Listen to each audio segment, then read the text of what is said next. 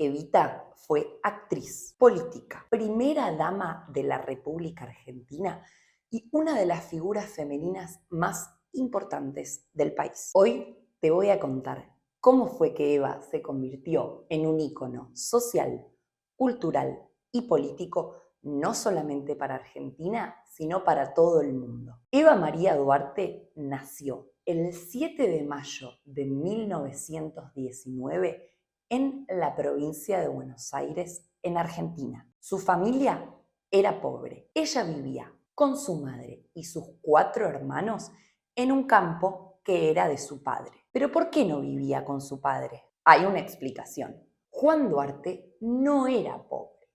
Él era un hombre de clase alta que tenía 2 familias, una legítima y otra ilegítima, que era la de Evita. En 1926, al morir su padre en un accidente, la familia se tiene que mudar del campo y enfrentan grandes problemas económicos. Su mamá empezó a trabajar de costurera para poder mantener a sus 5 hijos. Cuando Evita terminó la escuela a los 15 años, se fue a vivir a la gran ciudad de Buenos Aires.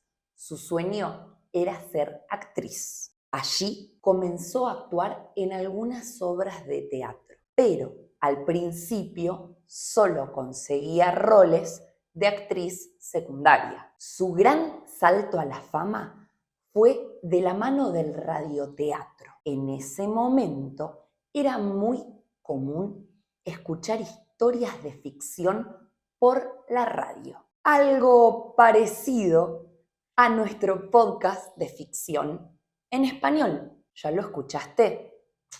Te dejamos el link acá abajo.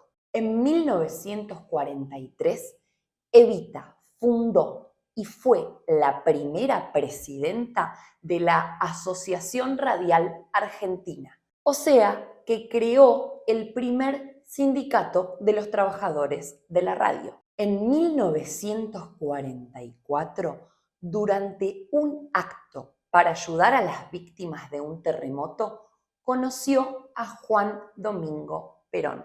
Un año después, ellos se casaron y Evita comenzó abiertamente su carrera política al acompañar a Perón en la campaña presidencial para 1946. Esta participación de Evita fue algo muy novedoso para la época, porque fue la primera vez que la primera dama acompañaba en la gira y la campaña electoral a un candidato.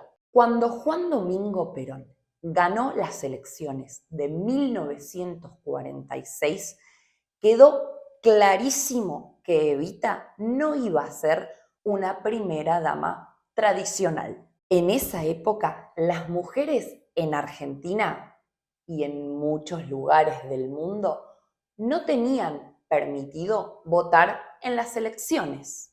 Entonces, Evita comenzó a hacer campaña por el voto femenino en sus discursos radiales, mientras que su influencia en el peronismo crecía y crecía.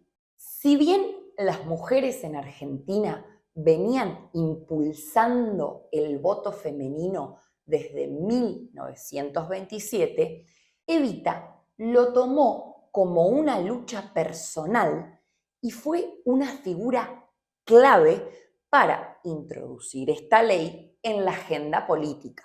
Evita militó por la igualdad jurídica en los matrimonios y además por la patria potestad compartida, porque antes la tenencia de los hijos era solamente para los padres. Además, ella estuvo muy comprometida con los derechos de las personas mayores. Pero ¿cómo Evita se volvió tan conocida a nivel mundial? ¿Y cómo es que es aún hoy una figura tan reconocida en Argentina? En 1947, Evita se hizo conocida mundialmente porque realizó una gira por toda Europa.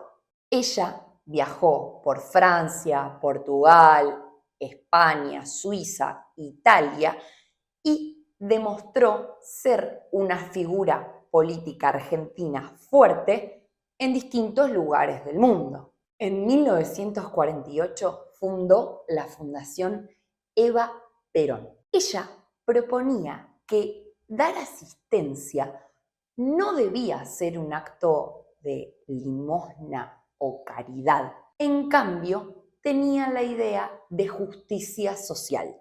Con esa fundación construyó hospitales, asilos, escuelas, impulsó el turismo y otorgó becas a estudiantes, entre otras cosas. La fundación empleaba a 14.000 personas. Además, Evita entregaba personalmente máquinas de coser a aquellas mujeres que iban en búsqueda de trabajo. Esas máquinas de coser se convirtieron en un emblema de la Fundación Eva Perón. En 1951, en las primeras elecciones con sufragio universal y, además, con la posibilidad de votar a una mujer, el movimiento obrero propuso a Evita como compañera de fórmula de Perón para vicepresidenta. En ese momento, algo increíble sucedió. Más de 2 millones de personas se acercaron hasta el corazón de la ciudad de Buenos Aires en la 9 de julio pidiendo por esta fórmula, Perón y Evita. Fue una manifestación nunca antes vista. Imaginen que en ese momento 2 millones de personas era casi el 20% de la población de Argentina. Sin embargo, Evita renunció a esta candidatura por presiones de grupos opositores al gobierno, también por las luchas internas dentro del peronismo y porque desde 1950 ella tenía diagnosticado un cáncer de cuello de útero. Según sus propias palabras, renuncio a los honores, pero no a la lucha. Su estado de salud fue deteriorándose. Incluso tuvo que votar desde la cama del hospital. Finalmente, el 26 de julio de 1952 falleció debido al cáncer con tan solo 33 años. Fue velada durante 2 semanas en el Congreso de la Nación Argentina, donde más de 2,5 millones de personas se acercaron para despedirla.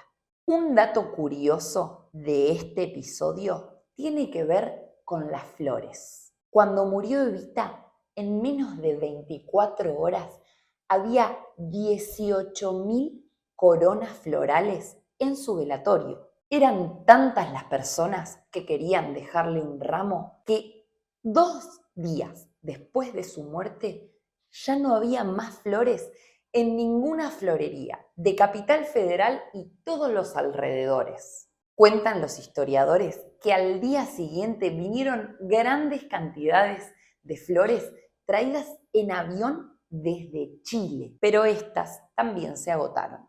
Su cuerpo fue embalsamado, pero en 1955 la dictadura cívico-militar lo robó y lo mantuvo oculto durante 16 años. En la actualidad, sus restos están en el cementerio de la Recoleta en la ciudad de Buenos Aires. Muchos turistas visitan este cementerio para poder ver la tumba de Evita Perón. ¿Y cómo se terminó de sellar su reconocimiento internacional? Bueno, se produjeron muchísimas películas, novelas, musicales y obras de teatro que contaban la vida de Evita Perón.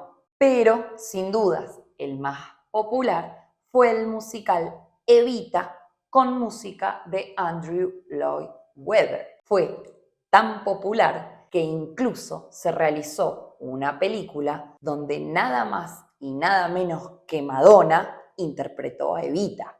¿Te suena la canción Don't Cry for Me Argentina? Claro, es que es la canción más conocida del musical y de la película. Esperamos que te haya gustado la biografía de Evita. ¿Qué otro personaje de Latinoamérica o de España te gustaría descubrir? Contanos en los comentarios.